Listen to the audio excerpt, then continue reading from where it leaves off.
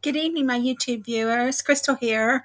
What I wanted to do today is I wanted to talk to you about a data-driven problem that I worked on today. And within my first 3 submissions, I was already in the top 5 percentile range. And so I decided that since I'm in the top 5 percentile range, I decided I'm going to quit while I'm ahead, because the people who generally win these competitions are the ones who do lots of fancy programming, and I don't know any fancy programming, so I'm just going to quit while I'm ahead and keep it where it's at until I learn some fancy programming. I'm also going to leave a link to the program in the description box down below if you want to follow along with me. But I will say that I scored within the top 5% with this algorithm. Actually, it was the top 4.5% with this algorithm, because I calculated it on my calculator to find that out. So without further ado, I'll go ahead and go over this program with you, and you can follow along with me if you would like to. So the problem statement, this is a data-driven problem statement. It's a United Nations Development Goals, and it's a multivariable, multi-label time series forecasting. So it's pretty complex, and that's why I was like shocked when I scored in the top 4.5 percentile. When I saw the score, it was like 0.065, and I thought to myself, oh, I must have scored really bad. I must have done a really bad job. And when I looked at it on the leaderboard, well, the top score was like 0.01. So I scored very well, which was, to me, it was shocking. I just thought about the algorithm, and I thought about what I was going to do, and I did it. And so this is it. So this is a problem statement. In the year 2000, the member states of the United Nations agreed to a set of goals to measure the progress of global development. The aim of these goals was to increase standards of living around the world by emphasizing human capital, infrastructure, and human rights. The UN measures progress towards these goals using indicators such as percent of the population making over $1 per day. Your task is to predict the change in these indicators 1 year and 5 years into the future. Predicting future progress will help us to understand how we achieve these goals by uncovering complex relations between these goals and other economic indicators. The UN set 2015 as the target for measurable progress. Given the data from 1972 to 2007, you need to predict a specific indicator for each of these goals in 2008 and 2012. So the first thing that we do is we import the libraries. We import pandas as PDs, NumPy as MP, matplotlib.pyplot as PLT, Seaborn as SNS, and you import your warnings. The next thing we do is we import our training set. And since the training set is so large, I cannot put them on a GitHub file. I've got this program on a GitHub file, but I cannot store the training file on a GitHub file. So I had to store it on my drive in Google. But what you can do is you can download the training set yourself, and you can keep it on your personal drive. And then we had to store the sample. So we didn't get a training set. No, we didn't get a testing set. All we got was a train set and a sample, and that's all we had to work with. So we've got our train set, and you see we've got all these not a numbers here, all these not a numbers here.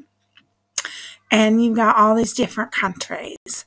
So you've got a total of 195,402 rows and 40 columns.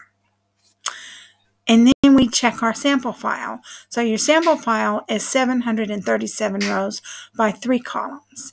And you can see that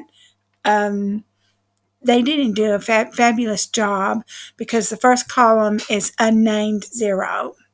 And it's the same with the train file as well.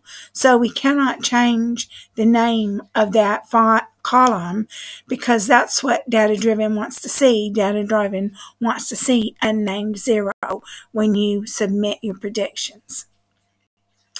So now the first thing we're going to do is we're going to create a new file called train with capital T by merging train and sample on the right.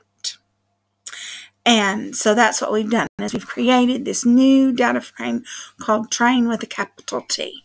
And so you can see it's got the unnamed 0 on it, and it's got 2008 and 2012 attached to it, and it's got 737 rows by 42 columns. So it did merge correctly. So now what we want to do is we want to drop. And so we're going to retranspose our train file. So train equals train with a capital T, drop 2008, 2012, axis equals 1. So you can see train file, which it's 737 by 42 columns, because we've dropped 2 columns, and you can see what we've got here. So the next thing we do is we want to create some variables. So ID equals train unnamed 0, country name equals train country name, series code equals train series code, series name equals train series name.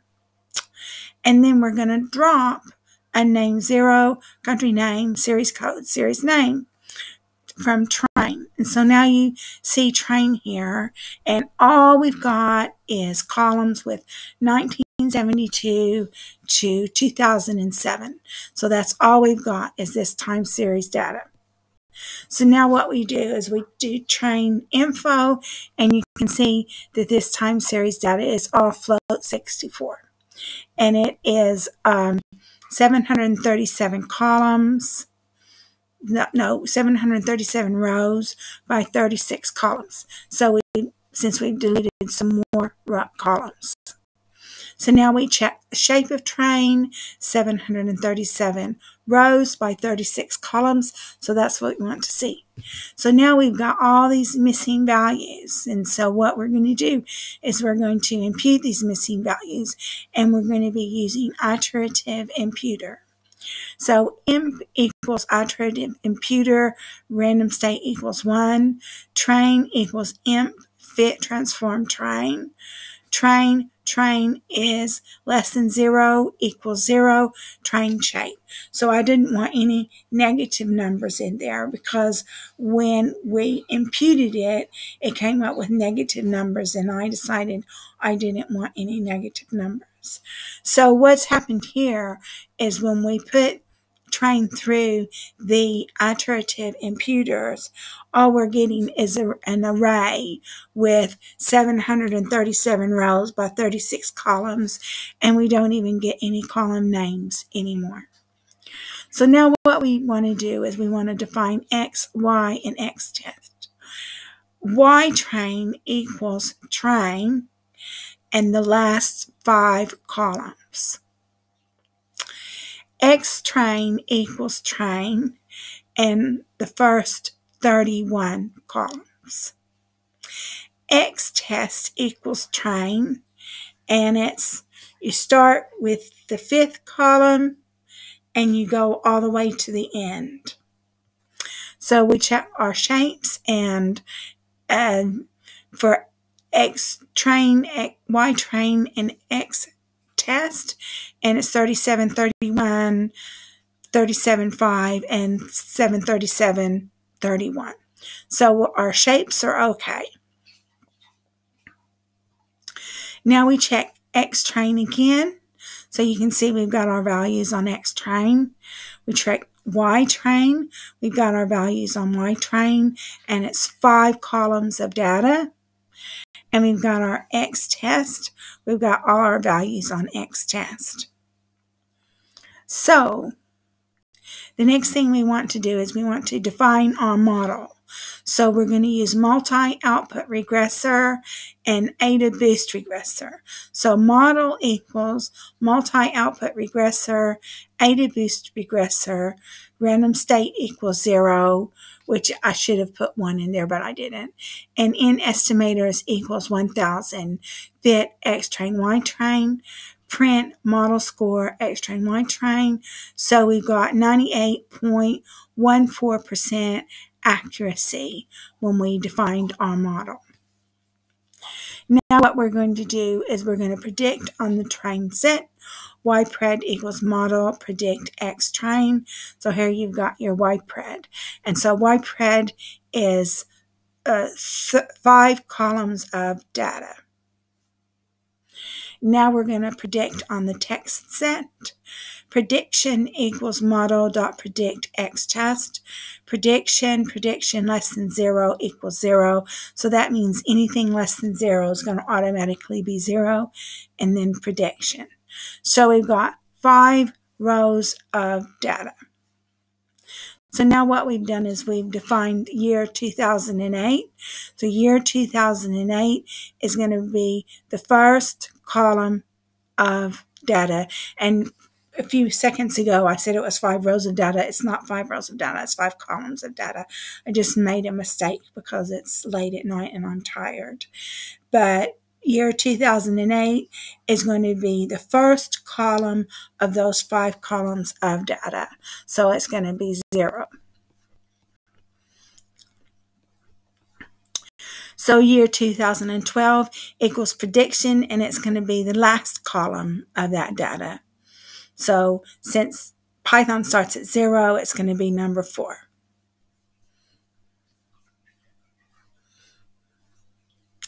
So now what we do is we prepare our submission. So what we do is we create our data frame. So the first column is unnamed 0, which is ID.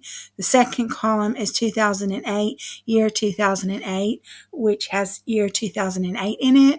And the third column is 2012, year 2012, year 2012. And then we take this submission, this data frame that we've created, and we convert it to a CSV file, and then now you can see the submission. And that is what I submitted to Driven Data, and I know that you can't see it because the screen recorder I have only allows me to screen 1 tab at a time, but